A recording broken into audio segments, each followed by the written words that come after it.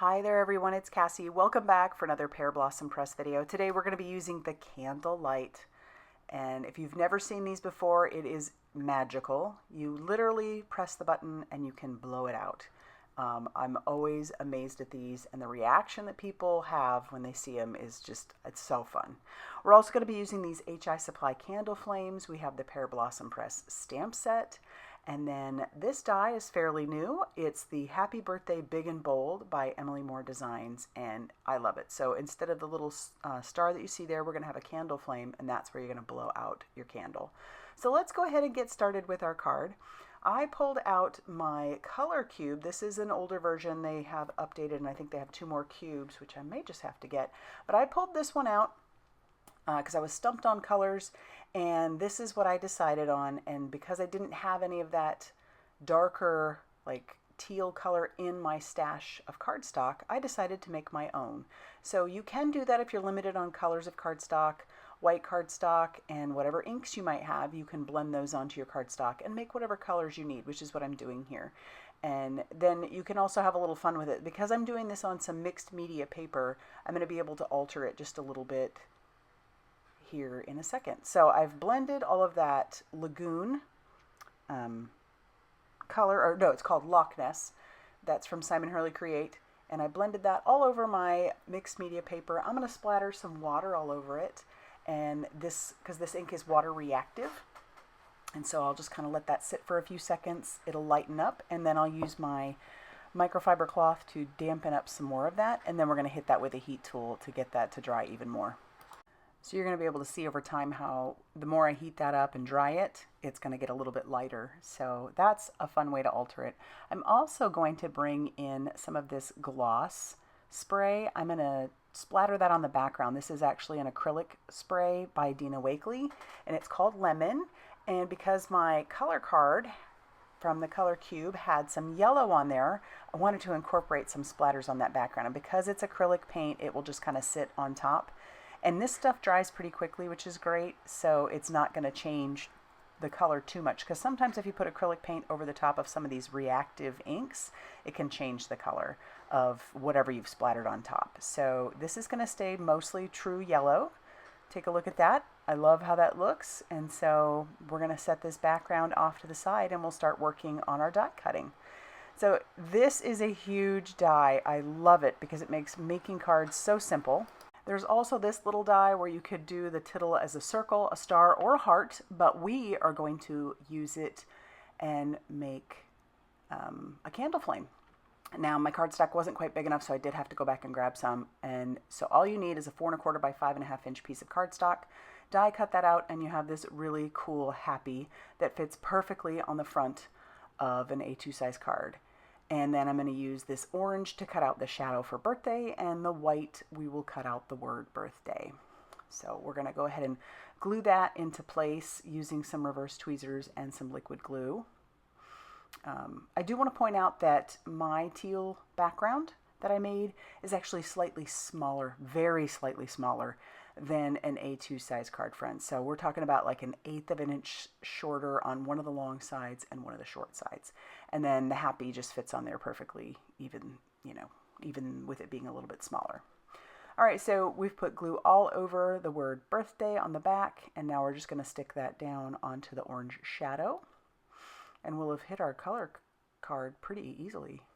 I think I'm only missing 1 color from that, since those usually have 5 colors. But I love how this is already looking. All right, so now we can glue down the word happy. And so we'll just, once again, use our glue. I think it would be fun if you didn't plan to light this up, if you wanted to use some foam tape on the back of the word happy. That way it would really be popping off the page. But because we are adding a light, we'll have to have foam tape on the back, and I don't want this to be too bulky. It's already going to be fairly bulky with a light in it.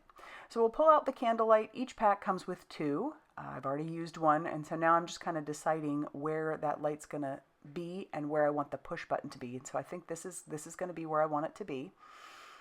So I'll bring in a piece of, it's like a foam square thing that I have after I get my light, because I want to make sure that it works properly. Put your battery in and blow it out. Everything works fine. We're going to glue down the word birthday. And then we'll bring in the foam piece to put a hole where the light's going to actually go.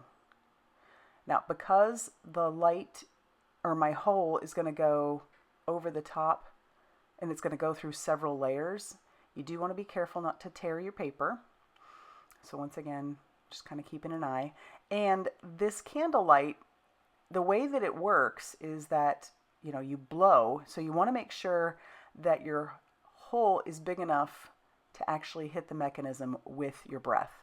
So I'm trying to make sure that hole is nice and big, and it's not quite big enough. I probably could have kept working with making the hole bigger just using my piercing tool, but I do decide to bring in one of the dies that comes with the Pearblossom press stamp set. It's just like a small candle flame, and I did run this through my die cutting machine. Now keep in mind, this is going through several layers, so you do want to be a little bit careful. It can flatten your piece, and so just be careful. And then peeling away my mint tape so I don't tear anything. You know, just again, be careful. Don't want to ruin the piece you've already worked so hard on. All right, so the hole is big enough now, and now we can start marking on our card base where everything is going to go. My card base is just some white cardstock that measured 5.5 inches by 8.5 inches and was scored at 4 1/4. And so now I'm just going to mark with a pencil where the light needs to be. And then I can kind of stick my candle down there, make sure that if I blow, it will blow out. And I'm going to mark this with a pencil again, because once you move it away, you're guessing again, mostly where you're going to have the mechanism. So before I glue it down, I do want to make sure that I can access or have the recipient be able to access the battery if needed. So I am using just a self-healing mat and my X-Acto knife. My X-Acto knife is basically chewing through this paper. I need to replace the blade on that, or I should have used scissors, I suppose, but it's a messy, this one's a little bit messy. If I had to do it over again, I would do it a lot different. The front isn't such a big deal, but the back, yeah, definitely looks like it was chewed through. All right, so now we'll glue down our candlelight over what we've got. And this flap will just open to the inside so that the recipient can reach it. Our next step is foam tape. Now you want to make sure that you have some 3mm foam tape. And if you can't find 3mm, you can just double up the foam tape that you already have on hand. And as you can tell, I am not going all the way to the edge. And that's because my paper, my top panel, doesn't go all the way to the edge, and I don't want the foam tape to show. But I just want to make sure that nothing is going to collapse in on my mechanism. And so I'm being fairly liberal with how much of the tape I use. I'm going to use my paper piercer to peel away the release paper on the inside pieces. And then because this stuff can sometimes be not very forgiving, I'll show you a little trick. I know you've seen this probably before. I like to, on the edges, just pull a little bit away and fold it down. I'm not pulling it entirely away, just pull a little, fold it down on all 4 sides. And then when I grab my panel, I can feel a little bit more confident with putting that down. And so if it sticks a little, I can pull it away and not worry about tearing up the whole piece. But I push that down, and then I can slowly peel away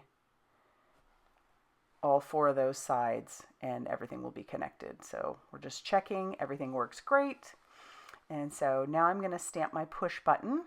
And so I'm going to grab a piece of white cardstock that I just had some leftovers of, and I'm going to stamp the word push onto that.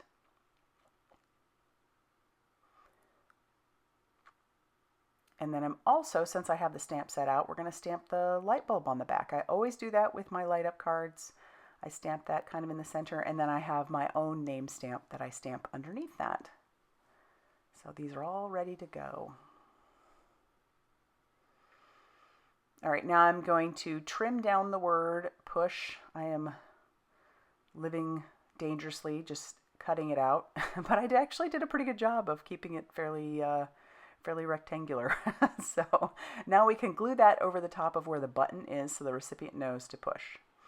You may also, with one of these blowout cards, want to stamp out the word blow and put that on the side where you would blow. I don't end up doing that, but you can do that. I'm going to tack down my candle flame, making sure not to cover the hole completely, because you still need to be able to blow through that hole to turn off the light. The light does turn off on its own after about 30 seconds, so you could even sing happy birthday once you hand it to the recipient if that's how you do it, and then they could blow it out.